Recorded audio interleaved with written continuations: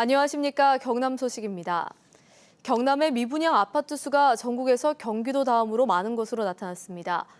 경기 불황의 영향인데요. 올 연말까지 창원을 중심으로 대규모 분양 물량이 추가로 공급돼 미분양 사태가 지속할 것이라는 전망이 나오고 있습니다. 보도에 손원혁 기자입니다. 신축 중인 창원의 한 대규모 아파트 단지. 계약금이 나와 중도금 무이자 등 각종 혜택에도 4,200여 가구 가운데 3,000여 가구가 주인을 찾지 못하고 있습니다. 1,300가구 규모의 이 아파트 단지도 지난 3월 분양을 시작했지만 20% 정도가 미분양 상태입니다. 기존 주택들도 가격이 많이 내렸고 그 가격이 내리다 보니까 지금 신규 분양하는 건 더 분양가 높다는 분이 들 거 아니에요. 그래서 분양도 안 되고. 지난달까지 경남의 미분양 물량은 9,300여 가구. 지난해 같은 달과 비교해 2.5배 늘어난 것으로 경기도 다음으로 많습니다. 조선 불황을 겪는 거제에서 지난해 하반기부터 미분양 물량이 해소되지 않고 있는 데다 창원에서도 급증한 겁니다. 미분양 물량의 절반 정도가 창원에 집중됐는데 지난 6월보다 3배 이상 늘어난 수입니다. 이런 데다 올해 안에만 창원 5,700여 가구 등 경남의 14,000가구가 추가로 분양됩니다. 대규모 미분양이 지속될 것이라는 우려가 나오는 이유입니다. 산업과 연관이 되기 때문에 그리고 또 소비 심리가 꽁꽁 얼어붙기 때문에 결국 그 지역 경제 전반에 그 악영향을 미친다. 전문가들은 재건축, 재개발 승인 시기를 고려하는 등의 공급량 조절 대책이 필요하다고 조언합니다. KBS 뉴스 손원혁입니다. 올해 남강 유등축제가 나흘 앞으로 다가왔습니다. 유료화와 가림막에 대한 지난해 비판을 거울 삼아 올해는 할인을 대폭 늘리고 가림막을 개선했습니다. 최세진 기자의 보도입니다. 남강을 수놓은 색색의 유등. 저마다 소원을 적은 소망등은 긴 터널을 이루고 진주교와 천수교에도 올해 새로 설치하는 LED 등 터널 설치가 한창입니다. 올해 남강 유등축제의 주제는 빛으로 되살아난 진주성.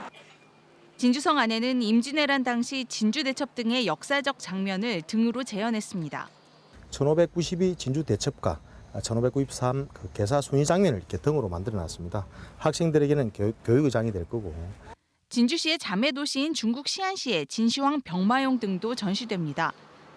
지난해에 이어 올해도 입장료는 10,000원. 하지만 진주 시민은 주중에는 무료 관람이 가능하고 경남도민과 같은 생활권인 남중권협의회 소속 주민들도 평일 50% 할인을 적용합니다. 지난해 비판을 받았던 가림막도 올해는 테마가 있는 길, LED 터널, 소망등과 창작등 터널 등으로 대체합니다. 지난해와 마찬가지로 주말에는 차량 통행이 제한되고 5개 노선 무료 셔틀버스가 축제장까지 운행합니다. 셔틀버스 종점을 작년에는 문화예술회관에서 해차를 하던 것을 관광객의 편의를 위해서 축제장 입구인 진주성 입구의 해차지로 조정을 하였습니다. 유등축제 유료화 2년째인 올해 지난해 비판 여론을 잠재우고 흥행을 이끌 수 있을지 주목되고 있습니다. KBS 뉴스 최세진입니다. 경남 지역 유치원이 설립 주체에 따라 교실 CCTV 설치율이 큰 차이를 보였습니다. 경남교육청에 따르면 경남 지역 사립 유치원은 1,730개 교실 가운데 59.2%에 해당하는 1,025개 교실에 CCTV가 설치됐습니다. 반면에 공립유치원은 729개 교실 가운데 단 3곳만 CCTV가 설치돼 설치율이 0.41%에 그쳤습니다. 경상남도의 지리산댐 건설 계획에 대해 전북 남원시의회가 전면 백지화를 요구했습니다. 남원시의회는 지리산댐 건설은 댐 상류인 남원 지역의 기후변화로 인한 농업 피해와 재산권 침해 등 피해를 주게 된다고 주장했습니다. 경상남도는 안전한 수돗물을 공급한다며 낙동강물 대신 지리산댐 등으로 식수원을 변경하는 계획을 추진하고 있습니다. 갑질이라고 불리는 우월적 지위를 이용한 횡포가 끊이지 않고 있는데요. 경찰이 우월적 지위를 이용한 횡포에 대한 적극적인 단속에 나서 109명이 넘는 불법 행위자를 적발했습니다. 박상현 기자입니다. 한 휴대전화 판매점. 손님 한 명이 서성이다 종업원을 불러 앞으로 다가가더니 갑자기 종업원을 폭행합니다. 종업원이 매장 안에서 담배를 피우면 안 된다고 말했다는 이유에서입니다. 일단 많이 억울했죠. 일단 저도 장사하는 입장이고 손님들한테 최대한 예의 바르게 하고 있는데 무작정 들어와가지고 그렇게 때리시니까. 고용한 학원 강사에게 수천만 원을 빌린 뒤 갚지 않고 잠적한 학원장이 있는가 하면 환경보호단체라며 공사장 환경오염 현장을 찾아내 고발하지 않는 대가로 1,300만 원을 뜯어냈다가 경찰에 적발되기도 했습니다. 모두 우월적 지위를 이용한 횡포, 이른바 갑질 사례들입니다. 경남경찰이 이런 우월적 지위를 이용한 불법 행위 적발에 나선 지 한 달 만에 165건을 적발해 195명을 입건했습니다. 유형별로는 악성 소비자의 폭행이나 모욕이 49명으로 가장 많았고 직장이나 조직에서의 폭행, 명예훼손이 25명, 거래관계에서의 불법이 14명이었습니다. 피해자의 다수가 종업원이나 납품업자 등으로 사회적 약자 보호 차원에서 우월적 지위를 이용한 불법 행위에 대해 지속적으로 단속 활동을 전개해 나갈 예정입니다. 경남경찰청은 경찰서마다 자문 변호사를 위촉해 피해 상담에서 신고까지 이어지도록 하고 피해자 구제를 지원하기로 했습니다. KBS 뉴스 박상현입니다. 법정 관리 중인 한진해운은 알짜 자산 대부분을 그룹 지주사나 계열사에 이미 매각한 상황입니다. 이런 가운데 현대상선이 최근 한진해운의 알짜 자산을 인수하겠다고 밝혀 얼마나 현실화될지 의문입니다. 최재훈 기자가 보도합니다.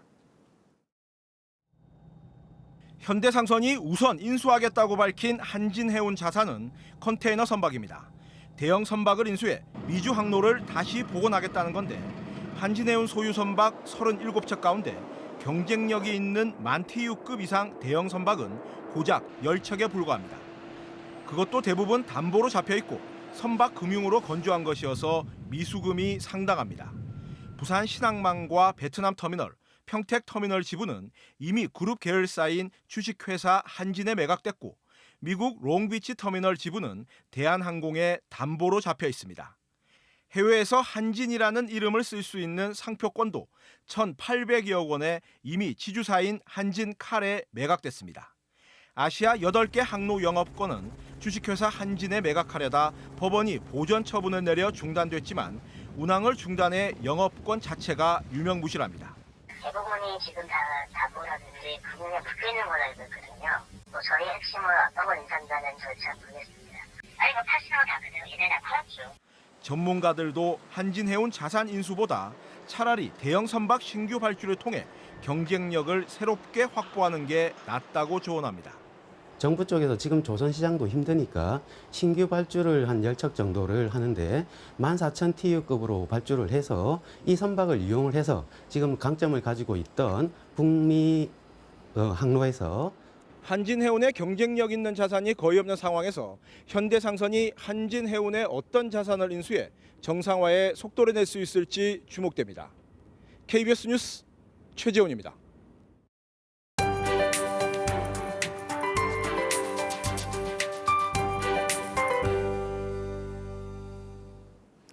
이번 주는 우산 챙길 날이 참 많습니다. 현재 레이더 영상 보시면 남쪽에서 비구름이 다가오고 있고요. 이 비는 내일 아침까지 이어지겠는데요.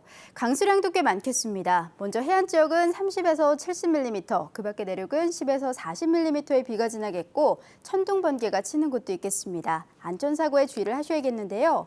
이번 비의 경우 그쳤다 내리기를 반복하겠습니다. 금요일 다시 비가 시작돼 일요일까지 이어지겠습니다. 오늘은 제주 남쪽 해상을 지나는 기압골의 영향을 받겠습니다. 현재 비가 내리는 데다 안개까지 짙게 끼면서 시정 상황 좋지 못한 곳이 많습니다. 안전운전에 신경을 쓰셔야겠습니다. 현재 기온 살펴보면 창원의 아침 기온 23도, 창녕은 22도로 시작합니다. 아침 기온은 오름세를 보이고 있지만 낮 기온이 내려가겠습니다. 밀양 26도, 창원 25도, 의령은 24도에 그치겠습니다. 서부 지역도 종일 선선한 기분이 들겠습니다. 진주 22도로 출발하고요. 한낮에는 남해 25도, 하동과 합천 26도로 예상됩니다. 해상의 물결은 0.5에서 최고 2.5m로 일겠고 너울성 파도가 방파제나 해안 도로를 넘는 곳이 있겠습니다. 기상정보였습니다. 진해 장애인 복지관이 다음 달 1일 복지관 옆 광석골 호숫가에서 음악회를 마련합니다. 김해 씨가 안동 공업 지역의 국제 의료 관광 융합단지 조성을 위해 다음 달 민간 투자자를 공모합니다. 사천시가 불법 중개 행위 근절을 위해 다음 달 4일까지 부동산 중개업소를 지도 점검합니다. 산청군이 한방약초축제 부대 행사장인 약초재배단지 7천여 제곱미터에 국화를 식재해 국화동산을 선보입니다. 한국무역협회 경남지역본부는 지난달 경남의 수출액이 28억 5천만 달러로 지난해 같은 기간에 비해 25.3% 증가했다고 밝혔습니다. 품목별로 살펴보면 선박과 건설 중장비 등이 각각 43.6%와 54% 증가해 지난달 수출 상승세를 이끌었고 승용차와 타이어 수출은 각각 16.1%와 3.9% 줄었습니다. 또 수입은 13억 2천만 달러로 19.5% 줄어 15억 5천만 달러의 무역수지 흑자를 기록했습니다. 영화관이나 미술관 등 경남의 문화기반 시설은 수도권에 이어 전국 세 번째로 많은 것으로 나타났습니다. 국회 교육문화체육관광위원회 전재수 의원의 국정감사 자료를 보면 경남은 서울 804개, 경기 711개에 이어 세 번째로 많은 269개 문화기반 시설을 보유한 것으로 집계됐습니다.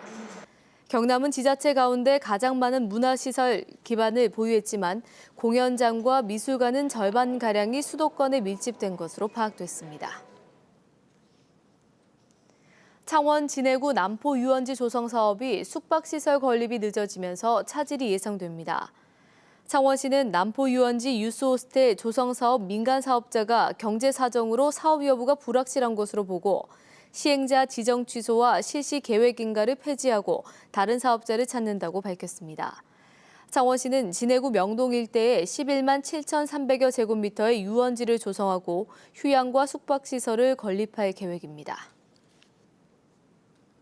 KBS 뉴스를 마칩니다. 고맙습니다.